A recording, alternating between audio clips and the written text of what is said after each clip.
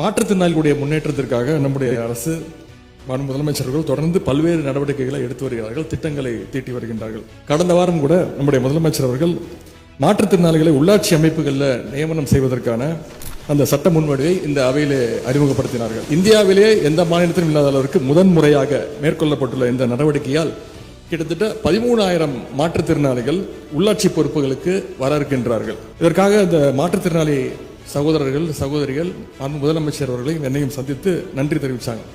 அவர்கள் சொன்ன வாக்கியம், இத்தனை நாட்களாக கேட்கும் இடத்தில் இருந்த நாங்கள் முதலாக கொடுக்கும் இடத்திற்கு வரப்போகிறோம் என்று அந்த நம்பிக்கை மிகுந்த வார்த்தைகளை இங்கே நான் பதிவு செய்வதில் நான் மிகுந்த மகிழ்ச்சி அடைகின்றேன்.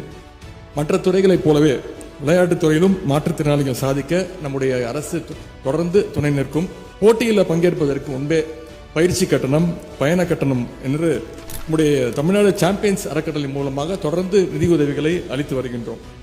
இதுவரை 198 பேரா பிளேயர்ஸ்களுக்கு மட்டும் 4,50,00,000 ரூபாய் அளவிற்கு சாம்பியன்ஸ் ஃபவுண்டேஷன் இருந்து அவங்களுடைய பயண செலவு, பயிற்சி செலவுக்காக மட்டுமே செலவு செஞ்சிருக்கிறோம். அது மட்டுமல்ல, அவங்க பல வெளிநாடுகளுக்கு சென்று வெற்றி பெற்ற பின்பு மாற்றுத்திறனாளி வீரர்களுக்கு மற்ற வீரர்களுக்கு இணையாக உயரிய ஊக்கத்தொகை, ஹை கேஷ் இன்சென்டிவ்ஸ், இதுவரைக்கும் 196 பேரா பிளேயர்ஸ்களுக்கு நம்முடைய அரசு 27 கோடி ரூபாய் ஹை கேஷ் இன்சென்டிவ்ஸ், உயரிய ஊக்கத்தொகையை வழங்கியிருக்கின்றது என்று கூறிக்கொள்ள விரும்புகின்றேன். இந்த 3% இடஒதுக்கீட்டின் கீழ் மற்ற வீரர்களுக்கு இணையாக மாற்றுத்திறனாளி வீரர்களுக்கும் பணி நியமன ஆணைகளை விரைவில் வழங்க வருகின்றோம். இதுவரை இந்த 104 பேர் கொடுத்திருக்கிறோமே, அதுல 5 மாற்றுத்திறனாளி வீரர்களுக்கு அரசு துறை மற்றும் அரசு பொதுத்துறை நிறுவனங்களில் வேலை வாய்ப்புகள் வழங்கப்பட்டுள்ளன. இந்த ஆண்டு எங்களுடைய சென்ற ஆண்டு டார்கெட் 100 போது 104 அச்சீவ் பண்ணோம். இந்த ஆண்டு 100. இதுல குறைந்தபட்சம் 25 மாற்றுத்திறனாளிகளுக்கு நிச்சயமாக வேலை வாய்ப்பு அரசு பொதுத்துறைகள் நிறுவனங்களையும் அரசு துறைகளையும் வழங்கப்படும் என்பதை இந்த நேரத்தில் நான்